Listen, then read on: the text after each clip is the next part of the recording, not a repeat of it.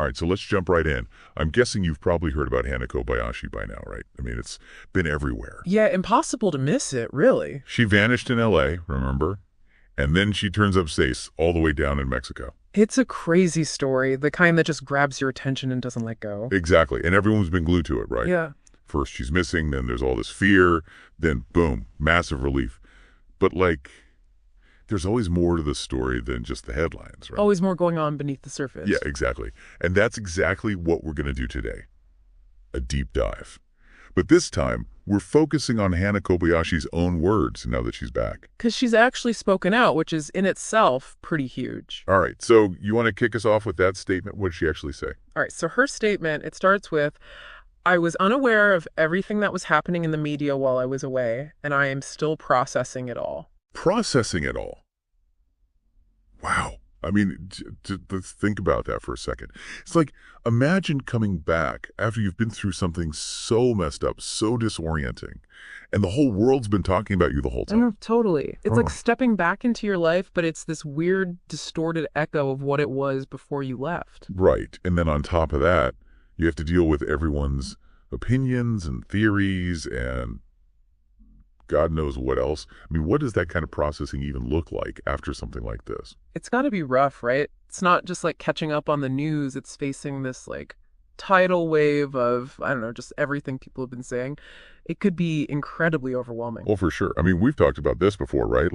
That kind of stuff can be almost as traumatic as whatever happened in the first place. Totally. It adds another whole layer of complexity to what she's going through. Okay, so she's trying to process everything. But, there's one thing that I thought was really interesting about this statement, and that's how it actually got released.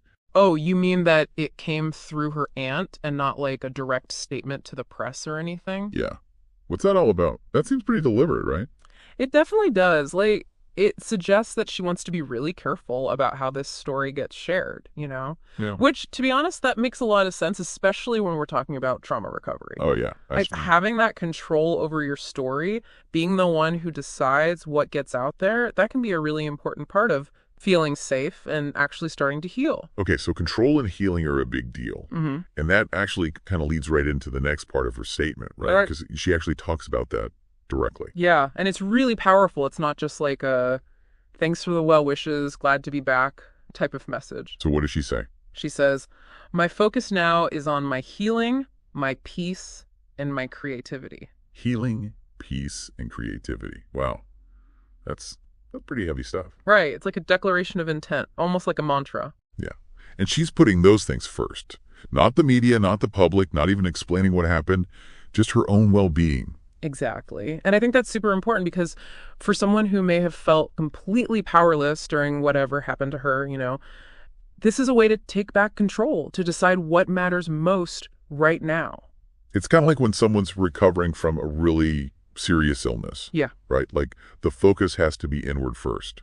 Right. Rest, getting your strength back, rediscovering the things that make you feel alive. Right. And in her case, it sounds like creativity is a big part of that. It makes total sense. Yeah. And, it's impossible to ignore the other big thing that happened while she was gone. Her father passing away. Yeah. And she doesn't mention it directly in this statement, which I thought was interesting. But the timing is everything, right? Oh, right. She releases this statement so soon after coming back and after dealing with that loss. Yeah. It's like, I don't know. It almost feels like a really gentle way of saying, hey, I need space to grieve too, okay? On top of everything else. Yeah. It's a good reminder that we're only seeing a tiny sliver of what she's actually going through right now. Totally. And remember, there were those early reports about, weird messages from her phone, right? Possibly about her being scared for her safety, maybe even identity theft. Oh, right. Yeah. And that stuff could totally be playing into her need to process and find peace right now, too. Oh, 100%. Yeah. So, okay, let's say you're advising her right now. What would you tell her to focus on first? Well, safety would have to be the absolute top priority, no question. Then probably therapy to help deal with any trauma for sure, and legal counsel. If there really is an identity theft issue, she's got to sort that out. Yeah. And then, carefully figuring out how to take back control of her online presence. I mean, that could feel like a total minefield right now. Right. So I guess what we're saying is it's easy to get caught up in all the mystery and the drama of this whole thing. But at the end of the day, this deep dive shows us that we're talking about a real person, with real emotions and real needs. We just have these tiny glimpses into what she's going through, right? Exactly. And I think it's important to note what she doesn't say in this statement, like the lack of detail. That silence actually tells us a lot about how she's choosing to approach her healing and her privacy. That's a really good point. And it actually brings up another question, too.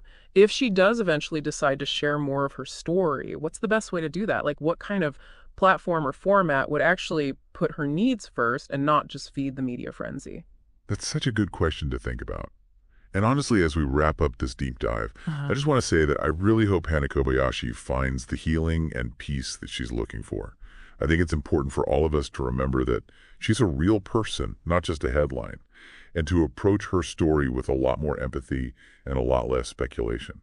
Couldn't agree more. Thanks for joining us for this deep dive.